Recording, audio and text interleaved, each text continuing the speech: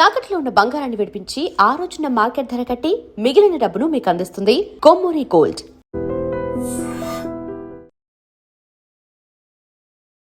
Welcome to I dream. Karimnagar కాల్పుల కేసులో break తో వచ్చేసి కరీంనగర్ PMJ జోడీలో సినిమా తరహాల నేరం చేశారు.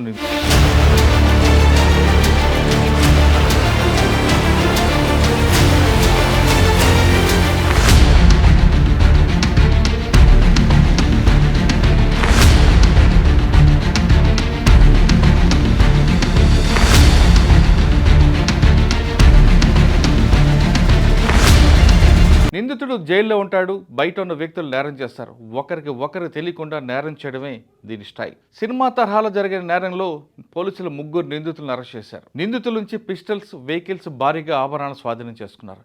నగలు దోచుకుని బెంగాల్ పారైన దొంగలు అక్కడే పట్టుపట్టారు. బీహార్, బెంగాల్లో నిందితులను అదుపు తీసుకున్న పోలీసులు ఈ రోజు కరీంనగర్ సిపి గారు ప్రెస్ మీట్ పెట్టారు. బీహార్కు చెందిన ది గోల్డెన్ సుబోధ్ సింగ్ ఈ చోరీకి మాస్టర్ మైండ్గా గుర్తించారు పోలీసులు. చోరీలో పాల్గొన్న 5 దొంగలు ఇప్పటివరకు 3 అరెస్ట్ అయ్యారు. ప్రత్యక్షంగా పరోక్షంగా ఈ కేసులో 13 మంది పాల్గొన్నట్లుగా గుర్తించారు. ఇంకా దొరకని గ్యాంగ్ లీడర్ సుబోధ్ సింగ్, 10 మంది దొంగలు. ఈ మోడ్ ఆఫ్ ఆపరెంట్ సినిమా తరహాలో కనిపిస్తుంటుంది. జైల్లో సుబోధ్ సింగ్ ఉంటారు. అతని టీం అంతా దేశవ్యాప్తంగా 70 మంది వరకు ఉన్నట్లుగా పోలీసులు గుర్తించారు. అందరి దగ్గర కూడా హామ్స్ ఉంటాయి. ఒకరికి తెలియకుండా ఒకరికి నేరాలు చేస్తుంటాడు. ముందుగా బంగారు షాపులు మాత్రమే టార్గెట్ చేస్తున్నట్టుగా పోలీసులు గుర్తించారు. అది కూడా సౌత్ ఇండియాలోనే. ఎందుకంటే సౌత్ ఇండియాలో మహిళలందరూ కూడా బంగారం అంటే ఎక్కువ ఇష్టపడతారు కాబట్టి సౌత్ ఇండియానే టార్గెట్ చేశారు.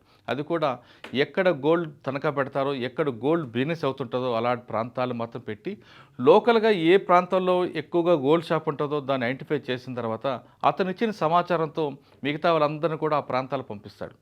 నేరం ఒకరు చేస్తారు, రికవరీ ఇంకోటి తీసుకుంటారు. ఒకరికి తెలియకుండా ఆపరేట్ చేయడమే సుబోధ్ సింగ్ స్టైల్ అంటున్నారు పోలీసులు. కరీంనగర్ కేసులో కేవలం 5 పాల్గొన్నారు. ఇది ప్రత్యక్షంగా. కానీ పరోక్షంగా 13 మంది పాల్గొన్నట్లుగా పోలీసులు గుర్తించారు. అంటే ఇతని టీం ఎలాగుంటుందంటే జులై సినిమాలు తరహాలా చేస్తున్నట్టుగా పోలీసులు ఐడెంటిఫై చేశారు.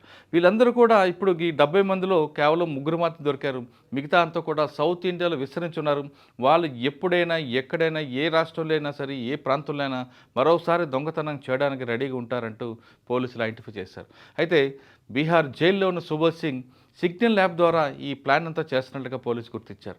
సిగ్నల్ ల్యాంప్లో ఎవరికి తెలియకుండా మాట్లాడుతుంటాడు. ఒకవేళ పోలీసులు పట్టుకున్న జైల్లో ఉన్నాను కాబట్టి నేనేం చేయలేని తప్పించుకోవడానికి అవకాశం ఉంటుంది.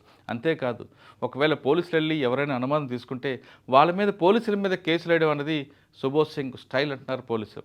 అందుకే లీగల్గా దొరకకుండా పోలీసులు మాత్రం కష్టపడుతూ మిగతా పారిపోయే నిందితులందరికీ పట్టుకోవడానికి తీవ్ర ప్రయత్నాలు చేస్తున్నట్టుగా తెలుస్తుంది. అయితే మరోవైపు 70 మందిలో 3 మాత్రం దొరికారు.